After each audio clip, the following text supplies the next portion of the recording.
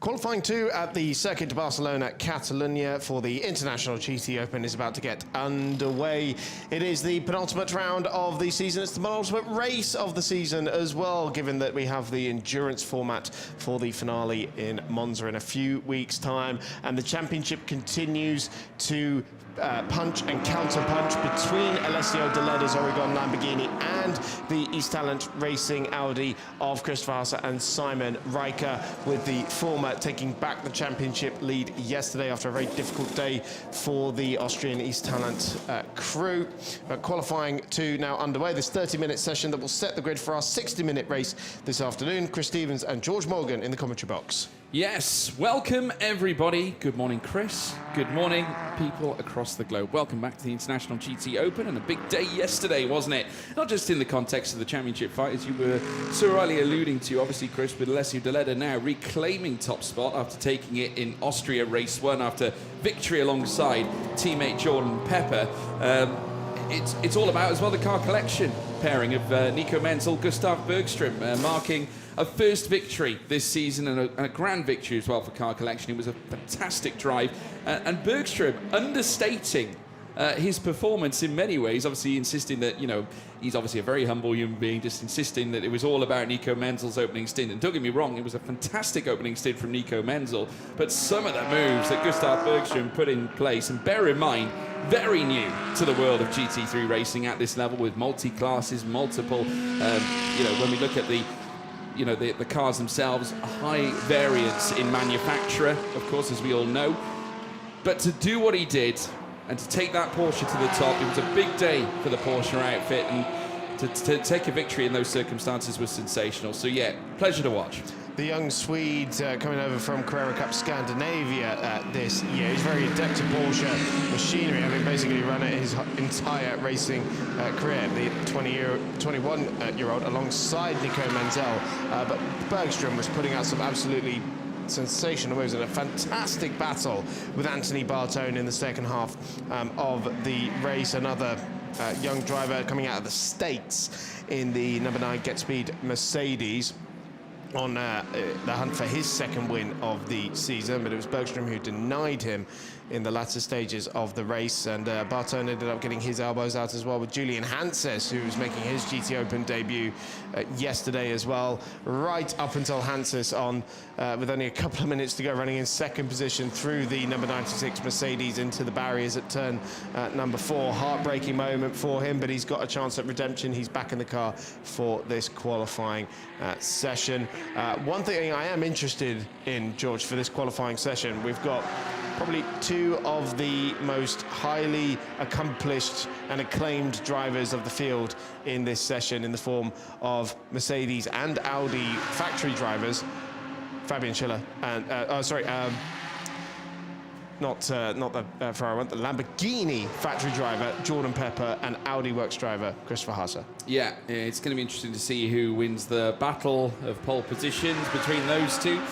Speaking of pole positions and numbers, today marked our 10th different pole sitter of the season. What a feat as well. It just speaks volumes about the BOP in many ways, of course, because we have a high variance of teams, high variance of cars.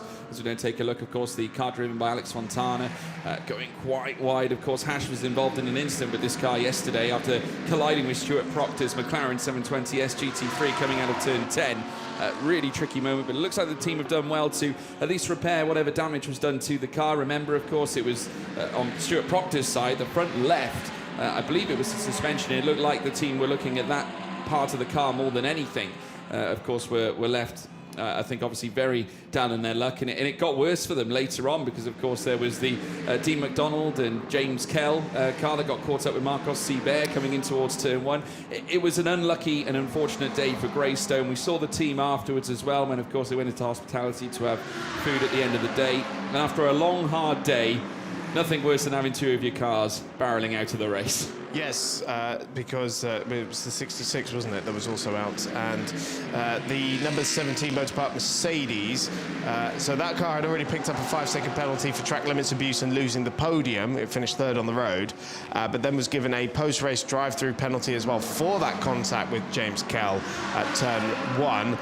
Marcos Seibert seemingly admitting that he had lost control of the car, braking for turn 1, and that dropped them to 7th position in the end. And I think crucially what that meant was that it bumped up Alessio De Leda as well, so he has a 2-point advantage over Christopher Haas from Simon Reichardt going into this penultimate race of the season.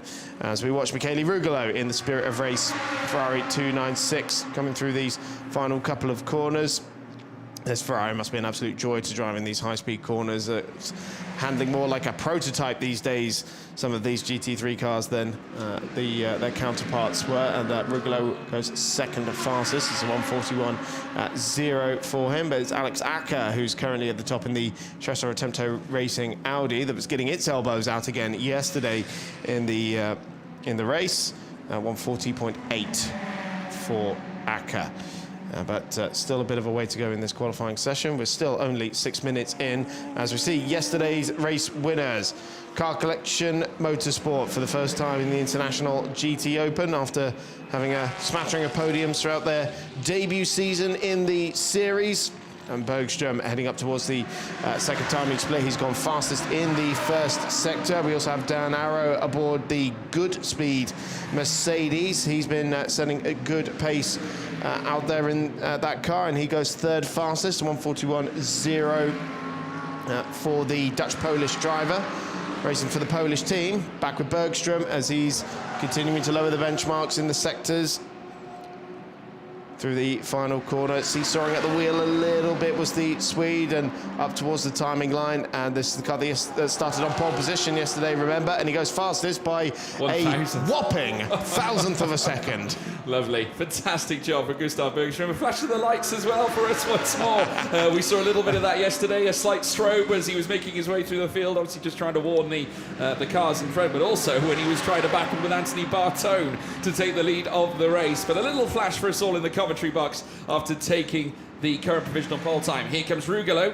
Purple in the first 2 sectors, not quite so much though in the third sector, remaining third fastest, 83 thousandths behind Alex Acker, who holds on to the top time. Now there is the Greystone GT McLaren of James Kell, who unfortunately was involved in that collision with Marcos Seibert going into turn 1. That car though back and looking to obviously hit the heights this time around. Speaking to the team, they dusted themselves down, they turn around and in the best possible way in order to sort of counteract the day that they'd had. They said, we're going to win tomorrow, is what they said. So, you know, that's exactly what they intend to do. We look forward to seeing what James Kell does through the remainder of this session, but Bergström is going to make them work for it, that's for sure. Currently sat second fastest, 30 thousandths behind Alex Acker, who now sits on top, who we saw back in Austria having that tussle with Timo Rumpf. Bergström now finding time as well. Now, has that hampered Bergström? Because he's purple in the first 2 sectors. His second sector split was tremendous, just over 4/10 faster coming out of split 2, but he has got more traffic and he's flashing the lights again because he can't afford to lose time or pace, and I think he just might have done. He's just met the other Greystone GT McLaren. I think Andre Borodin is behind the wheel of that one today. Obviously Ollie Webb qualifying the car yesterday. We'll see how much time he lost, and there you go. He had 4/10 coming out of sector 2. He lost more than 4/10 coming out of sector 3. So it was Marco Polcini spun round at turn 10. As we'll see again, Bergström trying to get around, flash of the lights at Andre Borodin in the Greystone GT McLaren. Getting a shock of the blue Porsche on the outside of him through the final corner. But yes, Polcini spun round at turn 10 there. We do have green flags back now, of course, and the Italian was crowned Pro-Am champion yesterday. There was quite a bit of maths to do to actually confirm that, but we have now crowned Marco Polcini as back-to-back Pro-Am champion in the International GT Open, so congratulations to him, as Julian Hansis has gone fastest by a second to now Giorgio Seneghiotto. Yeah, and also Blau Motorsport, AF Corsa Ferrari just getting a little bit tied up, coming through towards Kampse corner, just treaded its tyres into the dirt and really unsettled the balance of the car, which is not ideal, obviously pushing, but Julian Hansis, who we're currently riding on board with, a whole second faster. It was a little bit more than that until Giorgio Seneghiotto set that his time to go second fastest, but that then only dropped it by a mere 10th, but Hansis finding yet more time, of course involved in that spin. Remember, he was battling for a maiden podium podium in his maiden weekend here at Barcelona in the International GT Open. He has got a little bit of traffic in front. He'll be hoping that they won't cause an imposition on this lap. He's now lost a little bit of time coming out of Sector 2, just 22 thousandths off the top time set by himself not too long ago. Again, though, trying to dance with the traffic in front. Blue flags being waved as well on the LED boards, as you just saw on the side of the track. Another car now sits out in front. He's pushing and really charging, trying to garner everything he can. I think that's the SPS Mercedes just sat in front, and he has lost time. So unfortunate for Hanses, but there's more pace to be found here around the circuit of Barcelona, Catalonia. Well, according to the timing screen, that was... Oh, no, it had finally updated. It's a bit of a delay in the timing screen getting updated on today for some reason. So Hanses will have to spend another lap, I think, trying to get himself into a good position. And it was the Get Speed Mercedes Pro-Am car that he was running up in the third sector, driven by Valentin Pierberg, yesterday's Pro-Am race winner. As Hanses, I think he's backed out of this lap. It's Mikael Pitamba in the white and purple SBS Mercedes in front of him, the South African racer, sharing the car with Dominic Baumann. They were on the podium yesterday for only the third time this year, which seems crazy. They're only once outside the points, though. I mean, they had that one moment back at Austria, which unfortunately left them out of the points. So the very first time this campaign, they've had a very strong, consistent season, Chris. They have. Of course, they have had a few near misses. One of the cars that could have taken a win so far this year and hasn't. Same with the Motorpark Mercedes as well. And, you know, we were talking yesterday about our 7th different winner of the season. We could still, well, add an 8th in these final 2 races. Yeah, this is territory as well that Dominic Baumann and Mikael Pitamba know all about. Remember last year with Pitamba's grand defence in keeping back Fabian Schiller, among other drivers that were looking to hunt them down. And it was a storming drive by Mikael Pitamba and a great stint as well on part of Dominic Baumann. Alex Fontana up on his time as well. Purple in the middle sector, 43 thousandths better than Julian Hanses. There's the Motorpark Mercedes as well, just making its way around the final couple of corners. There is Fontana, who's now ushering his way through turn 14, heading down the straight. And I'm not sure whether he'll be quite close enough to the Motorpark Mercedes belonging to Seabear, but fastest for Fontana, and finds another 2/10 as well, just under 2/10 in that final sector to go faster than Hanses. So great lap there for Fontana. Advantage to the Porsches again. And James Kell and Vincent Abril have joined the fights as well. They're currently 3rd and 4th for the Greystone GT team. There it is, and the Spirit of Race team, respectively. We are looking at James Kell now, the young Silver Class driver, coming through the British GT ranks, along with McLaren factory driver Dean MacDonald. And he's just a little bit of dust through the exit of turn number 12 through these last couple of corners. Now, he was pitched into the gravel trap by Marcos Seabear yesterday, and again so close to the gravel. I am in absolute awe of how these drivers managed to do with so much precision. Went 3rd fastest, but again a moment for Marco Pulcini, this time at turn 4. And suddenly, Marco Pulcini is having a really, really dismal start to this day for somebody who just managed yesterday to win the Pro-Am Championship with 2 races to spare. Almost similar scenes from Julian Hanses, and I think at the same portion of track as well, around turn 4, where Hanses just lost the rear of the car, and the red flag has been called out here in the qualifying session. Still with 16 minutes and 27 to go. That clock is now frozen with that time remaining, so we will be heading back out on track, no less, to head out for yet more qualifying. But there is Anthony Bartone, Fabian Schiller's Mercedes-AMG GT3. Of course, Schiller qualifying it yesterday. Bartone behind the wheel this time around. And obviously, this was the car that was involved in yesterday's podium battle, and they did a grand job of bringing it home, because Bartone was getting hit with absolutely everything in yesterday's closing stages of the race. And it's not the car that they've been running in this championship all season long with the red livery on it, because that was the one that was shunted at the Red Bull Ring when Bartone aquaplaned off the circuit. And they didn't start race 2 2 weeks ago. Tested the Tech Pro. Yes, very much so. And so they've switched over to their GT World Challenge car for I imagine the remainder of this season, but there is a bit of time before Monza to see if they can get that other car repaired. Here is our provisional pole sitter, Alex Fontana, in the number 12 Pro-Am Car Collection Motorsport at Porsche. The car he shares with Hash, the gentleman driver, but Fontana, of course, very accomplished in the world of GT racing, multiple Blancpain GT or /GT World Challenge titles to his name, but also no stranger to the paddock as well, winning the European F3 Open Championship, which is now the Euro Formula Open, run by the GT Sport organisation. So the Swiss racer currently fastest by 0.2 of a second to Julian Hansis, and then James Cullenbance on Abril. So it is Porsche, Mercedes, McLaren, Ferrari in the top 4. Elsewhere in the Pro-Am battle, as whoa, that is a lot of smoke coming out of the back of Marco Polcini's car. And I wonder if maybe Marco has been helped into that spin by some sort of technical gremlin.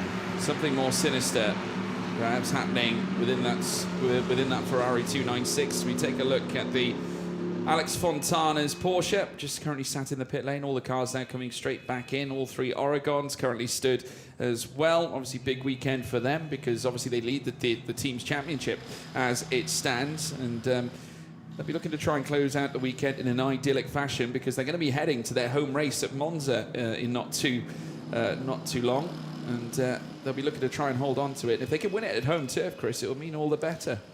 It would be quite sensational for them, wouldn't it? Just for Alessio De Leda as well. Just running further down the Pro-Am field is Giorgio Sernagiotto in the AF Corse at Ferrari, then Yannick Mettler in the car barn Raceworks by SBS Mercedes in 3rd, and then Alex Acker in the Tresor Attempto Racing Audi in 4th, as Polcini is now on his way.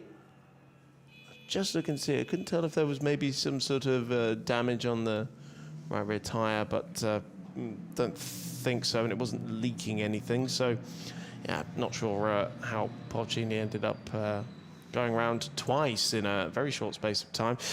So who else have we got? We've got Bergstrom in 8th, Michele Rugolo 5th of the Pro-Am runners, ahead of Dan Arrow.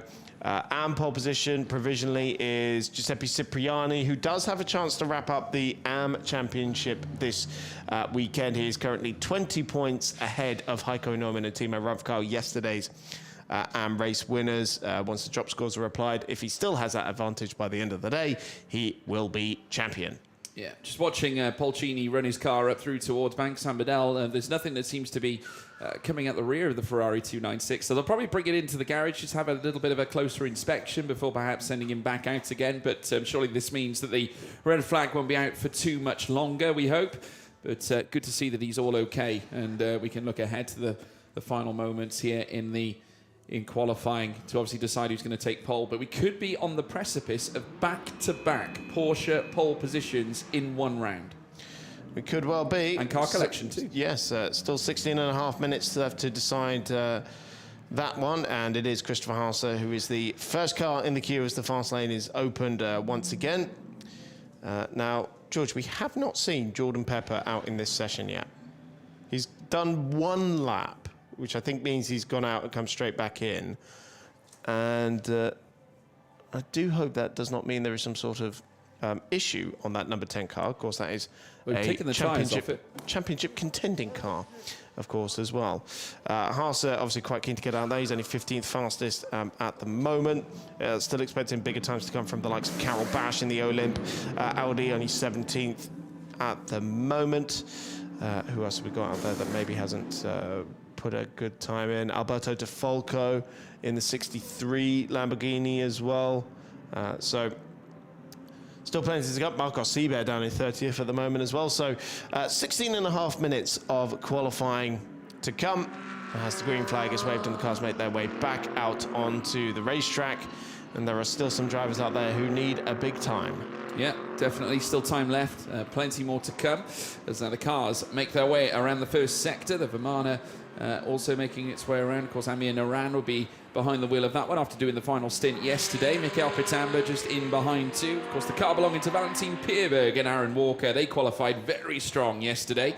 And there is our current also championship contenders, Christopher Haas and Simon Riker. Of course, Haas are behind the wheel this time here in qualifying, so we'll expect a little bit more on their account. But they had a tough day yesterday, Chris, just getting into the points at the very last moments when we had almost those flurry of incidents coming in in the dire moments of the race. Yeah, Simon Riker was a bit miffed about his own qualifying efforts, starting outside the top 10, got a bit shuffled down the order as it all got a bit argy-bargy. Ill-timed safety car when they had quite a big handicap to serve as well. I think it was 15 seconds. Yep, and so that just made it very hard for Christopher Haas really to try and work his way up the order on a track that is difficult to overtake on. So of course they'll be hoping that things run a little bit smoother today. So there is Cipriani in the Il Baron Rampante Lamborghini that has been very much the foreman in the AM Championship and leading the battle of team bosses who race their own cars in the AM Championship, with Timo Ravkal and Adam Osaka also there as well from Motorpark and GetSpeed respectively. Yeah. Vincent Abril currently sat fourth fastest as well. Last win they had was back at Paul Ricard, their home weekend. Of course, Vincent Abril, the tenacious performer. Nicola Marinangeli, who's improving time on time, will obviously be doing the second stint where it all fans out. But 2 out of the top 5 now out on track, and I'm sure we'll see more make their way out too. Julian Haas, I'm expecting a little bit more off, as well as James Kell. So this qualifying, as far as I'm concerned, is far from over at this stage, and Fontana only 2 tenths up at this point. There is Giorgio Sinegiotto. Good lap from him as well. Obviously partnered with Alessandro Cosi this season, as he was last campaign as well in the blue Ferrari 296 for AF Corsa. Within a second, just over 9.5 tenths away from the top. Yannick Mettler also showing good pace, just over a second outside of Fontana. More to come there, I'm sure, too. Bergström, we've all seen what he's capable of, just getting caught up in traffic in those final moments of his previous laps. So definitely more in the offing for car collection. Obviously already putting a car up on the top with Fontana. They'd love to make it 2 though with Bergström. Stick the Pro car just in front of the Pro-Am. They could be in for another good day this time around. And also keep your eyes on Carol Bash, because no less he's going to be looking to usher in some fast lap times. But all to play for. Marcos Seibert down in 30th as well. Expect a little more from him. Generally, there is more to come as Haas now goes second fastest. Banged that one straight in, didn't he? Fastest in the middle sector was the Audi, and this is the one of the other Audis that is second in the Pro-Am standings, and now unable to catch Marco Polcini in that particular battle. And it has not been the close fight that they were hoping for, and certainly the one that it was last year, as he's got a slow-moving Oregon Lamborghini right in front of him. That's Alberto De Falco through turn 10, and I'm sure the Polish driver would have been a little bit compromised by that, but he's still continuing on his way with a very good middle sector as well, so expecting it to put it up there at the front of the field. Now where can Carol Bash put this car? Again, runs very close to the gravel at Olymp Racing.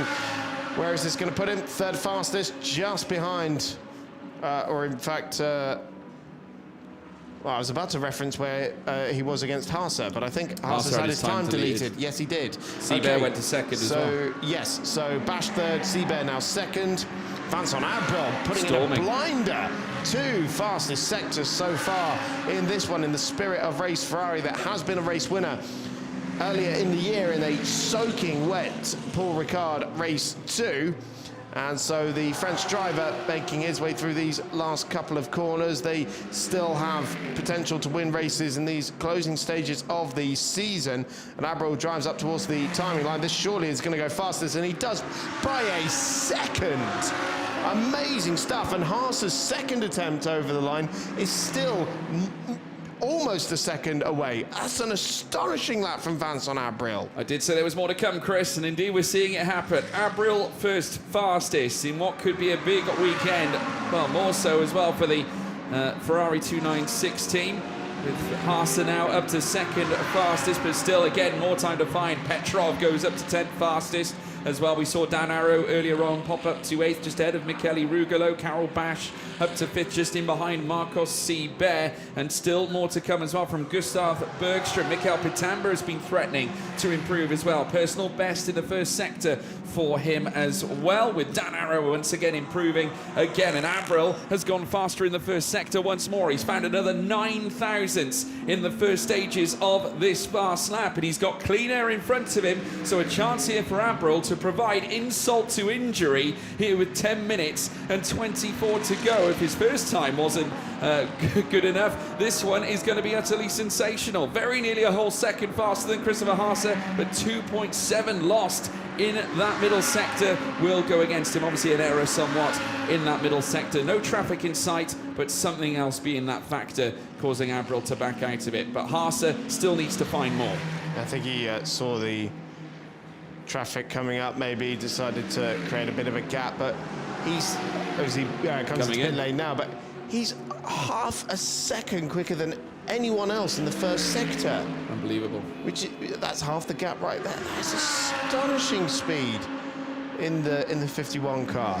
Salakada up to 12th fastest as well for ISR Audi, who celebrated a first podium in class yesterday. It was also their first points in the championship, which is absolutely huge for them, and they were all beaming. Jordan Pepper pops his car up to 3rd as well. Dan Harrow going very wide coming out of turn 3 through towards turn 4. So it's Abril, Haase, Pepper, Fontana, Seibert, Bash, Hanses, all in the top 7. That is astonishing. This has shades of Paul Ricard, George, when we had Pepper, Schiller and Abril all line astern for the first stint. Just swap out Schiller for Haase in this one, and no doubt the cream is rising to the top here.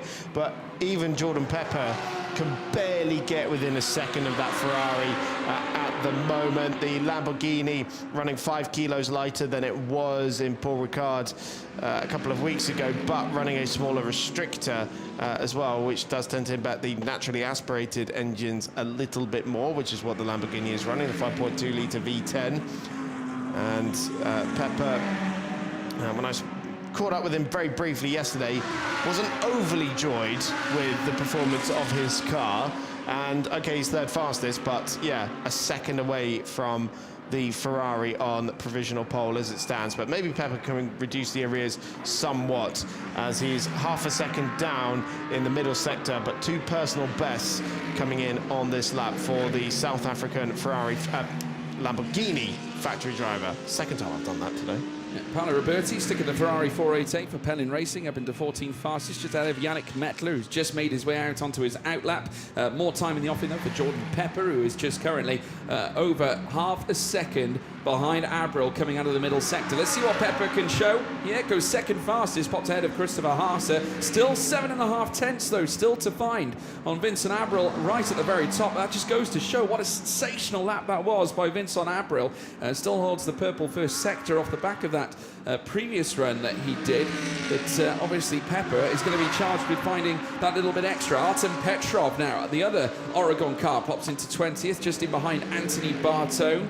But scanning the rest of the grid, we've got personal bests as well on display from Alex Arkinaka, looking to jump back into the top 10, where of course he was not too long ago. Gustav Bergström, part of yesterday's pole sitting team, it's now sat in 13th ahead of Philip Salakada of ISR Audi. And yeah, more improvements for Marcos Seibert. He's just done a 29.629 in that first sector, which is around 2 tenths off Abril's best first sector in that last run that he did that took him to purple.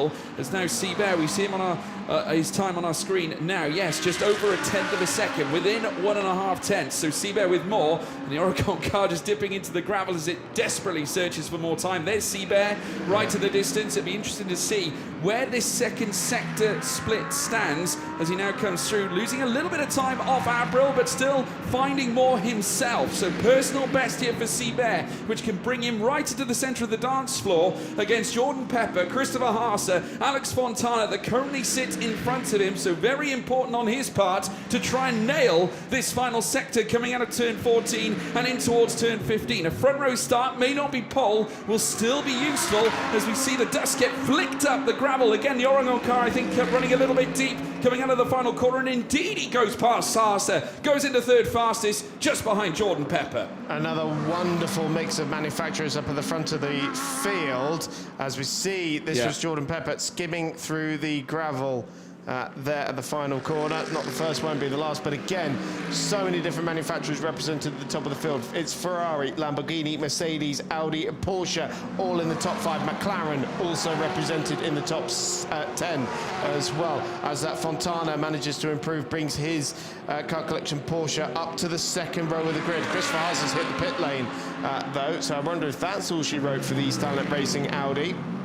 As we're on board here with Yannick Mettler, who is trying to improve his Pro-Am position, because since we last checked in, he's fallen down to 9th in his class. And so you would normally expect to see Yannick fighting for the class pole position. I'm sure that's what we're going to see on this particular lap. It's Fontana, Bash, and Cerny Giotto, the top 3 in Pro-Am. And in Am as well, it's only 0.04 of a second that separates Heiko Neumann now on class pole to Giuseppe Cipriani, as Mettler goes up to 6th overall and 2nd of the Pro-Am runners. Yeah, fantastic effort on his part. Also improvements though for Fontana, the current class leader in Pro-Am.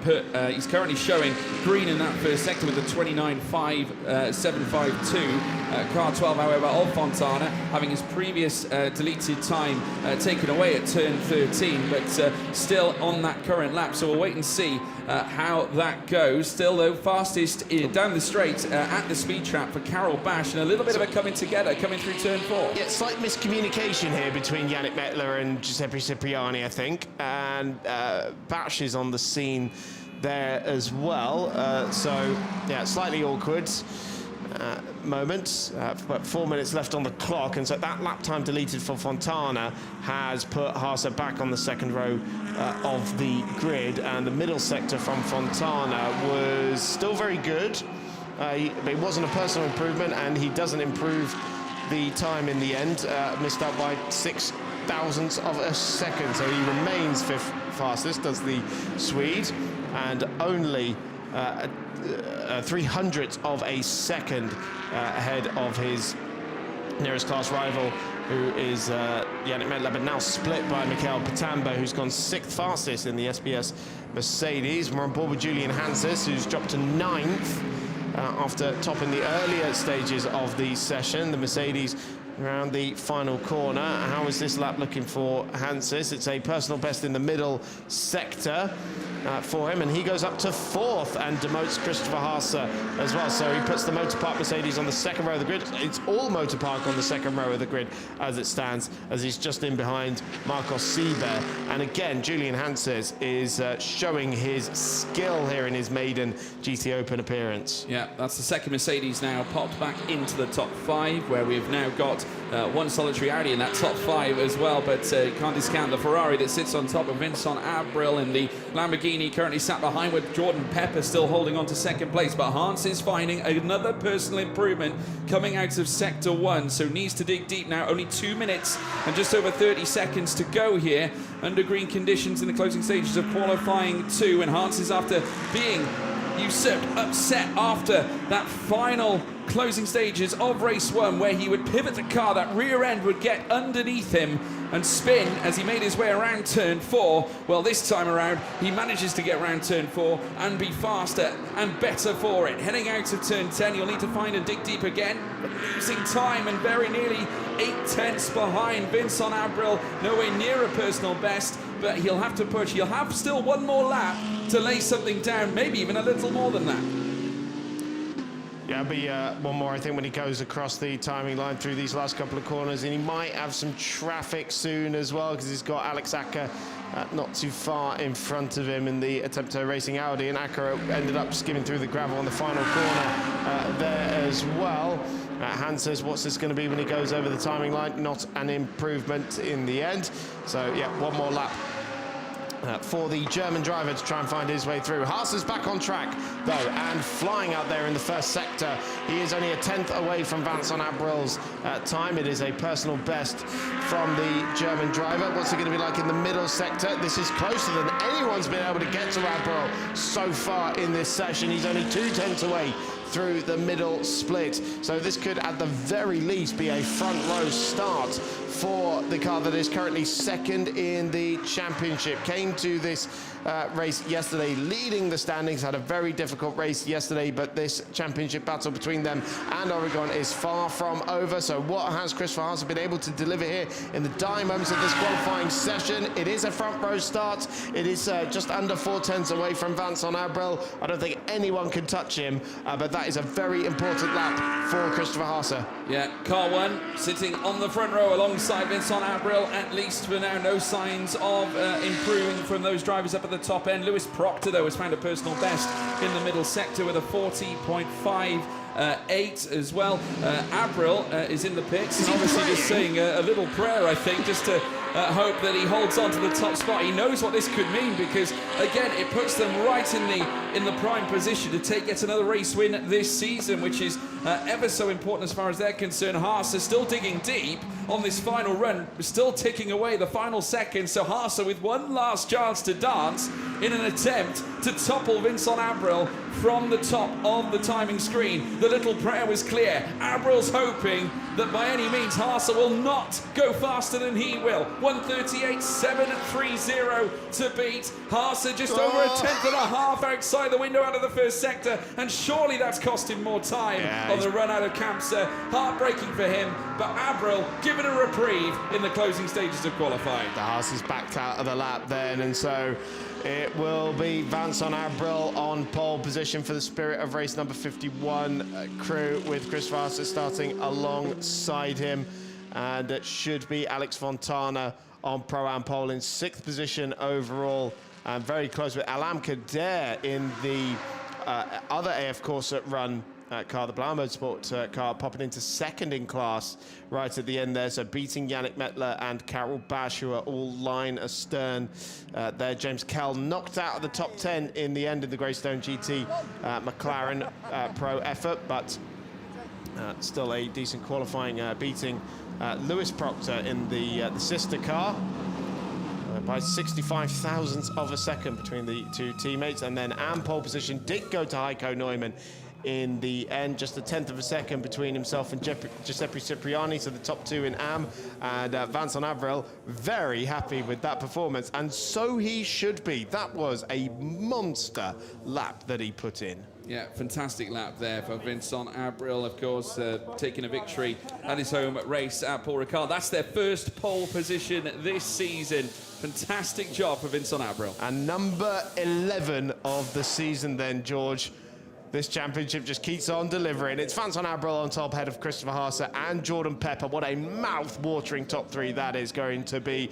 The two Motorpark teammates, Linus Stern on the grid 4th and 5th, with Marcos Sieber and Julian Hanses in 5th. Pro-Am pole for Alex Fontana, ahead of Mikael Pitamba, and then Alam Kader, Yannick Mettler and Carol Bash completing the top 10. Giorgio Sonagiotto just outside the top 10 with James Kell in 12th, ahead of his teammate Lewis Proctor, Dan Arrow, Michele Rugolo and Alex Acker. A string of Pro-Am cars there. Yesterday's race winner, Gustav Bergström in 17th, with Artem Petrov 18th. Philippe Salacada on the Pro-Am podium yesterday, going from 19th, then Paolo Roberti. Thomas Eichen in 21st, Bashar Mardini. Anthony Bartone down in 23rd position. Mark Wallenwein, Valentin Pierberg. Then the AM battle between Heiko Neumann and Giuseppe Cipriani in 26th and 27th. Marco Bocchini down in 28th in the end. What a disappointing qualifying for our recently crowned Pro-Am champion. Kiki Saknana and Andre Borodin just in the top 30. At the back of the field, Laurent Demers, Michael Blanchimont, Amir Naran, Stanislav Jedlinski, and I don't think we saw much of Alberto De Falco. Problems for Oregon, but let's hear from Vincent. 11th different poleman this year in the GT Open, Vincent Abril. This time it worked out. Finally, let's put it that way. But we kept believing the whole season. I think we were there or thereabouts. Struggled a little bit internally, but that's the beauty of this team. I always said it's my second family, and I always perform here because we always have the best to perform. And we've turned things around this weekend. Felt very comfortable both on race pace and new tire runs. Obviously here in GT Open is limited, the opportunities you have in Pro to practice the new tire, let's say, but I always had a really good feeling with new tires and managed to extract the maximum. This was one of the best laps of my career, let's say, and it comes at a really good time. So thanks a lot to AF Corse, to Ferrari for the fantastic car. I'm having a blast this year and performing at a high level. Nicola as well, which has developed to a very nice racer, and my engineer Davide and Luca, which is not here as well, which we did a really good job this year. Well done, and we'll see you later. Bravo. We'll see you later indeed. Lights out for race 2 this weekend at 1:20 local time. We'll see you then.